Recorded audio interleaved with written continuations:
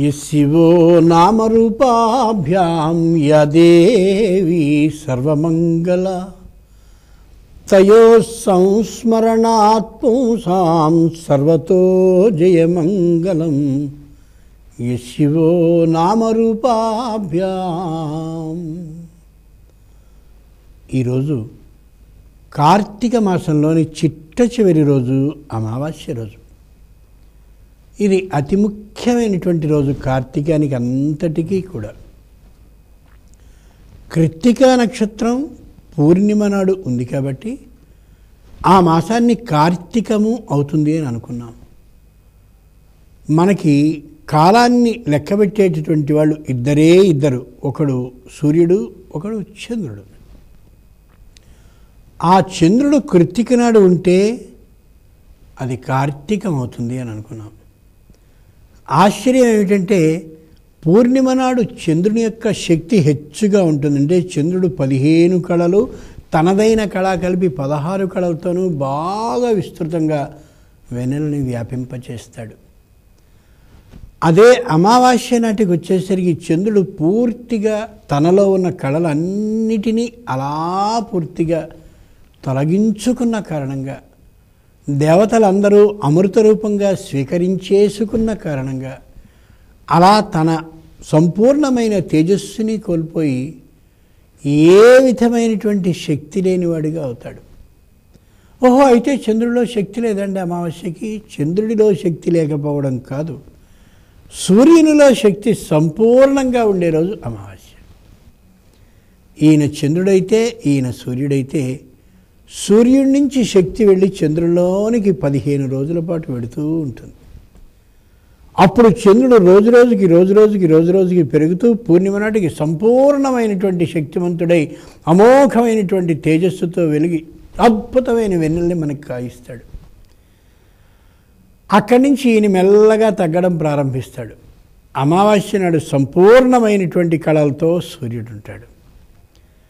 కాబట్టి అమావాస్య మంచి రోజుగా లెక్క వేస్తారు దాక్షిణాత్యులు. అంటే తమిళనాడు ప్రాంతం వాళ్ళు దక్షిణ దిక్కు భాగంలో ఉండేవాళ్ళని దాక్షిణాత్యులు అంటారు.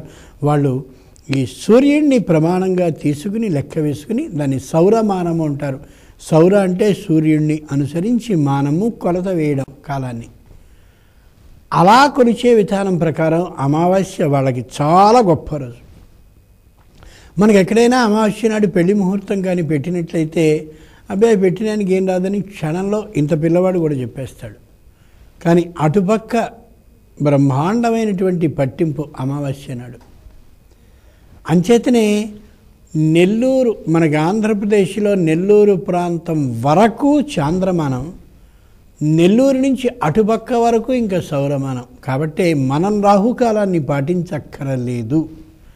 యథార్థంగా చెప్తున్నాను, ఆంధ్రప్రదేశ్ రాష్ట్రంలో ఉన్నవాళ్ళు నెల్లూరు వరకు ఉన్నటువంటి వాళ్ళు ఈ రాహుకాలాన్ని పాటించక్కర్లేదు. నెల్లూరుతో సహా వాళ్ళందరూ రాహుకాలాన్ని పాటించాలి. మనకు ఆ నిషేధం లేదు, రాహుకాలం మనం అని అనుకోవాల్సిన అవసరం లేదు. ఇటుపక్క వాళ్ళందరూ కూడా. ఎందుకు మనవి చేస్తున్నానంటే సౌరమానం, చాంద్రమానం అనేటటువంటి రెంటిలో సూర్యుడిని ఆధారంగా కాలాన్ని లెక్కించే విధానం సౌరమానం అయితే, చంద్రుడు ఆధారంగా కాలాన్ని లెక్కించే విధానం చాంద్రమానం.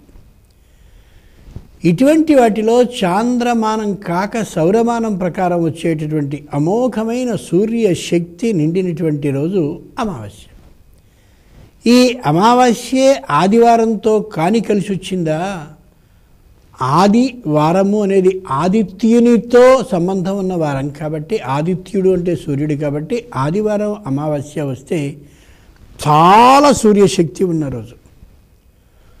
రోజు ఉదయం 6 గంటల నుంచి సాయంత్రం 6 వరకు పగలుంటే ఆ పగటిలో కూడా సూర్యుడు సంపూర్ణమైనటువంటి కిరణ ప్రసారాలతో తీక్షణాతి తీక్షణంగా బాగా వేడిమితో ఉండేది 12 గంటలు. కాబట్టి ఆ 12 గంటలకి ఆదివారం అమావాస్య కాని అయినట్లయితే అద్భుతమైనటువంటి ముహూర్తం. ఎవరికైనా సరే, మనకి కావచ్చు, నెల్లూరు వాళ్ళకి కావచ్చు, ఇంకెవరికైనా కావచ్చు, మొత్తం తెలుగువారందరికీ కూడా అమోఘమైన ముహూర్తం ఆదివారం అమావాస్య మధ్యాహ్నం 12 గంటలకి.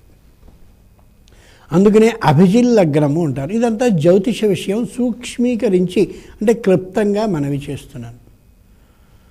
అటువంటి ఏ అమావాస్య ఉందో ఆ అమావాస్య కార్తీక మాసంలో వచ్చింది. ఈ రోజున కృత్తికా నక్షత్రం, కృత్తికాగ్నిర్దేవత. కృత్తికా నక్షత్రం సూర్యుడికి ప్రీతికరమైనటువంటి మాసం నక్షత్రం.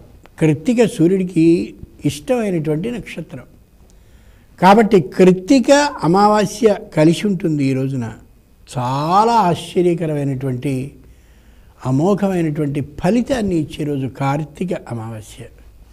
ఈ రోజున ఏం చేయాలి? పూర్తిగా దీపాలను పెట్టాలి. కార్తీక అమావాస్య రోజున విపరీతంగా దీపాలను పెట్టాలి. ఇందులో వైజ్ఞానిక రహస్యం ఒకటి ఉంది, ఆధ్యాత్మిక రహస్యం ఒకటి ఉంది. ముందు వైజ్ఞానిక రహస్యాన్ని చూద్దాం. కార్తీకం, దీని తరువాత రాబోయేటటువంటి మార్గశీర్షం, ఈ 2 నెలలు. చైత్ర వైశాఖాలు వసంత ఋతువు అయితే, జ్యేష్ఠ ఆషాఢాలు గ్రీష్మ ఋతువు అయితే, శ్రావణ భాద్రపదాలు వర్ష ఋతువు అయితే, ఆశ్వేజ కార్తీకాలు తరువాతిదైన శరద్ ఋతువు అయితే, మార్గశీర్ష పుష్యమాసాలు హేమంత ఋతువు అయితే, చిట్ట చివరివి మాఘ పాల్గుణాలు 2 శిశిర ఋతువు అవుతాయి. ఈ 6 ఋతువులు 2 నెలల చొప్పున 12 నెలల సంవత్సర చక్రం నడుస్తూ ఉంటుంది కాలంలో. దురదృష్టవశాత్తు మనం ఈ ఋతువుల్ని నెలల్ని మర్చిపోయాం. కాబట్టి ఏ నెలలో ఏ విధమైన వాతావరణ విధానం ఉంటుందో తెలియని స్థితిలో మనం ఉండి ఆ అప్రాచ్యుడైన ఆంగ్లేయుడు చెప్పిన జనవరి, ఫిబ్రవరి వాళ్ళ దేశపు రాజుల పేర్లను పెట్టుకుని అఘోరిస్తున్నాం. కాబట్టి మొత్తం వాతావరణ విధానం మన చేతిలో లేకుండా పోయింది. అలమరా అయితే ఉంది కానీ తాళం చెవి మాత్రం కావాలని వాడు పట్టుకుపోయి మన ఇబ్బంది పెడుతున్నాడు. ఎందుకు ఈ మాట మనవి చేస్తున్నానంటే, ఆశ్వేజ కార్తీకాలు వెళ్ళిపోయాక మార్గశీర్ష పుష్యమాసాలు 2 హేమంత ఋతువులోకి వస్తాయి. హేమంతము అంటే హిమముతో బాగా నిండినది, హిమంతమే హేమంతము అంటే విపరీతమైన మంచు కురిసే మాసం అని అర్థం. మంచు ఎప్పుడు బాగా కురుస్తుందో అప్పుడు కంఠ వ్యాధులు వచ్చే అవకాశం బాగా ఎక్కువ ఉంటుంది. అంటే కంఠానికి సంబంధించిన వ్యాధులు, కంఠం అలా మూసుకుపోవడం, విపరీతంగా కంఠం మూసుకుపోయినటువంటి కారణంగా కంఠ సంబంధ వ్యాధులు రావడం, శరీరానికి అతి ముఖ్యమైన భాగాల్లో కంఠం కూడా ఒకటి కాబట్టి గొంతు మారడం, జలుబు చేయడం, ఈ ముక్కు నుండి కారుతూ ఉండడం, కళ్ళు ఎర్రబడడం, దీనితో పాటు గొంతు బొంగురుపోవడం, ఎన్నెన్నో మొత్తం ఈ సంబంధమైన వ్యాధులన్నీ ఏర్పడతాయి. ఈ హేమంత ఋతువులో ఇవన్నీ కలక్కండా ఉండాలి అంటే ఆ మంచుతనాన్ని పోగొట్టాలి. మంచుతనాన్ని పోగొట్టాలి అంటే చల్లగా ఉన్నదాన్ని చల్లదనం లేకుండా చేయాలి అంటే వేడిమి దానికి తగిలించాలి. అంతే కదా. బాగా గడ్డగట్టినటువంటి పాలని ఏం చేస్తాం? వేడి మీద పెట్టినట్టయితే, వేడిమి తగిలించినట్టయితే అది మెల్లగా సామాన్య స్థితికి వచ్చి తరువాత కొద్దిగా పెరిగి ఆ తరువాత వెంటనే పొంగొచ్చి పైకి అలా వస్తుంది. అంచేత హిమంతం అయినటువంటి ఋతువులు అంటే చలి బాగా ఉండి మంచుతో నిండినటువంటి ఈ కాలంలో మార్గశీర్షం నుండి వచ్చేటటువంటి మాసంలో దీపం వేడిని కానీ చూపించినట్టయితే ఆ వేడిమితనం శరీరానికి ప్రయోజనపడుతుంది అనేది విజ్ఞాన శాస్త్ర అంశం. విజ్ఞానం అంటే కొత్త కాలం వాళ్ళు చెప్పే విజ్ఞానం కాదు, ప్రాతకాలపు విజ్ఞానం ఏదో అది యథార్థమైన విజ్ఞానం. అది ఎక్కడో ఒకచోట దీపం పెడితే కాదు, మొత్తం ప్రపంచంలో వచ్చేటటువంటి ఈ అమోఘమైనటువంటి చలి బాధని నివారించాలి అంటే, ఈ శీత బాధని నివారించాలి అంటే, మంచు బాధని నివారించాలి అంటే ఏ క్రిములు ఈ మంచులో పెరుగుతూ ఉంటాయో, ఏ క్రిములు ఈ చలిలో మరింత ఆనందకరంగా విజృంభించి వ్యక్తులందరికీ ప్రాణ అపాయాన్ని కలిగించేంతటి వ్యాధుల్ని తెస్తాయో వాటన్నిటినీ చంపాలి. లేని పక్షంలో మనం నిలబడం.